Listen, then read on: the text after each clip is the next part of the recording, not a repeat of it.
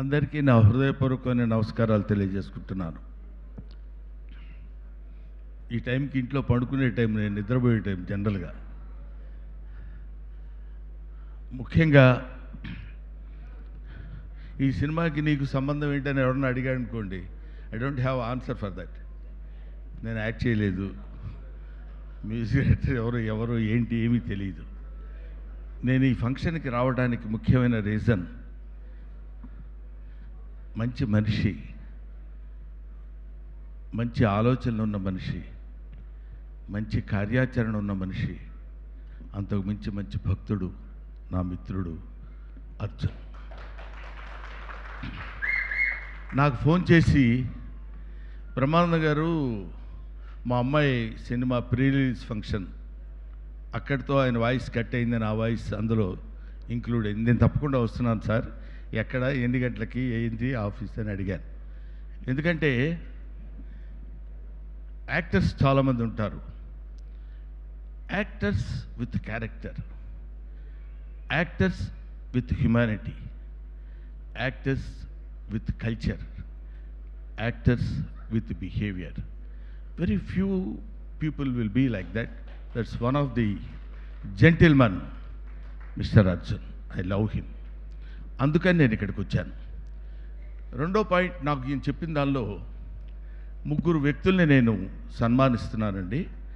సన్మానం అనేది పెద్ద పేరు అవుతుందేమో, వాళ్ళని మనం సన్మానించుకునేంత స్థితి కాదు, కానీ వాళ్ళని కనీసం మనం గుర్తించాల్సిన బాధ్యత ఉందని ఒక మానవతావాదిగా నాకు అది చెప్పినప్పుడు ఒకసారి గుండెల్లో ఎక్కడో, నిజంగా ది గ్రేట్ థింగ్, మనకి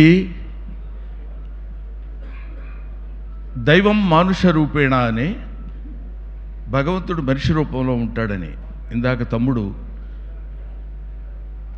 సాయి మాధవ్ చెప్పాడు. వాళ్ళు ముగ్గురు గాడ్స్ అని. ఎంత అద్భుతమైన విశ్లేషణ కూడా ఇచ్చాడు ఆయన. మనం మామూలుగా మాలాంటి వాళ్ళం ఎక్కడికన్నా వెళితే ఎవరన్నా స్వామీజీలకు బాబాలకు కనపడి వాళ్ళు అలాగా గడ్డాలు అవి పెట్టుకుని ఇట్లా ఉంటే మన దండాలు పెట్టడానికి వెళ్తే,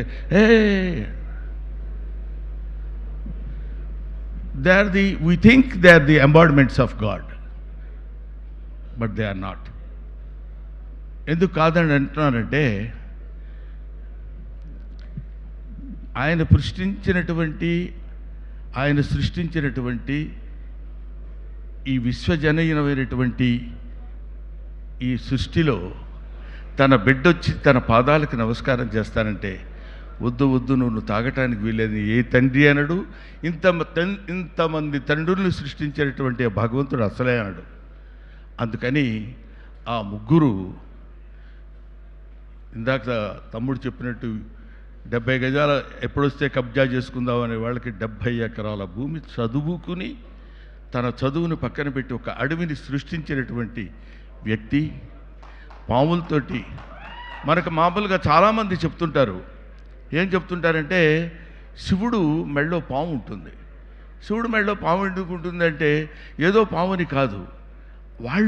మీరు షిరిడి సాయిబాబాను చూడండి, పక్కనే చిన్న చిన్న జంతువులు, పాములు ఇట్లాంటివన్నీ తిరుగుతుంటాయి.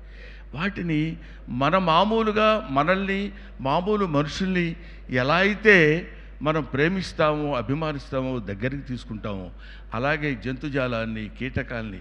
అందుకే ఆయన భక్త కన్నప్ప అని మనకున్నాడు. దూర్చటి కవి చెప్తాడు, ఏ వేదంబు పఠించ లోత భుజగం వేశాస్త్రములు చూచన్, తానే విద్యాభ్యసనం వర్చకరి చెంచేమంత్ర మోహించన్, బోధావిర్భావ నిదానములు చదువులయ్యా కాదు నీ పాద సంసేవనాసక్తియేగాక, జంతుతతికిన్ శ్రీకాళహస్తీశ్వర అంటాడు. ఈ పద్యం నేను ఎందుకు చెప్పానంటే, నాకు ఈ పద్యం వచ్చని చెప్పడానికి కాదు. ఏం చదువుకుంది? ఏనుగేం చదువుకుంది? పాము ఏం చదువుకుంది? సాలెపురుగు ఏం చదువుకుంది? ఇవేమీ చదువుకోలేదు.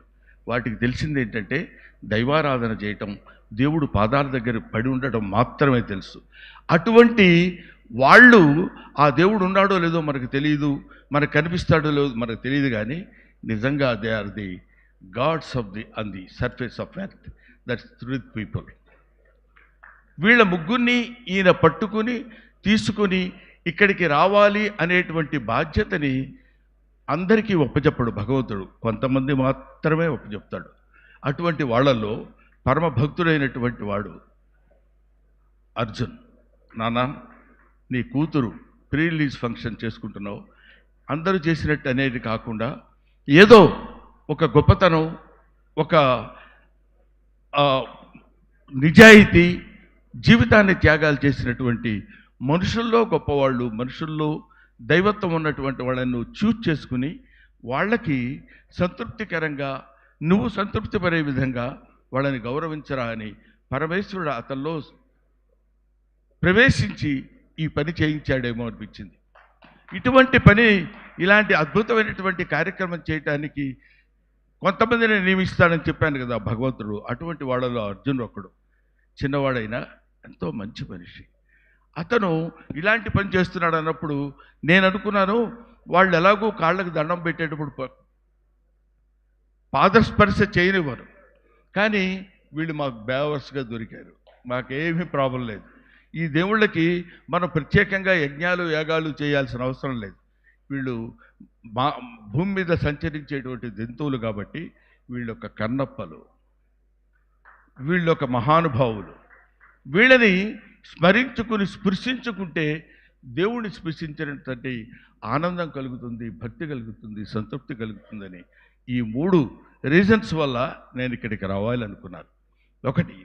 రెండో పాయింట్ ఏంటంటే, అర్జున్ ఆయనతో పాటు కలిసి నటించిన సహనటుడిని మాత్రమే కాదు, ఆయన దర్శకత్వం వహించిన జై హింద్ 2 అనే సినిమాలో నేను కమెడీగా యాక్ట్ చేశాను. కాబట్టి ఒక డైరెక్టర్ నన్ను పిలిచి కమాండింగ్గా, మీరు కైండ్లీ మా సినిమాలో మీరు యాక్ట్ చేశారు కదా, లేకపోతే యు ఆర్ మై ఆర్టిస్ట్, మీరు మా ఫంక్షన్కి రావాలండి అని అడగొచ్చు, అదర్వైజ్ డిమాండ్ చేయొచ్చు. ఎప్పుడు డిమాండింగ్ అనేది మా సతీ చెప్పాడు, ఆయన వల్ల కాదు. ఎదుటి వాళ్ళని బాధ పెట్టకుండా ఉండి తన పని చేయించుకోగలిగినటువంటి సమర్థుడు నా తమ్ముడు అర్జున్.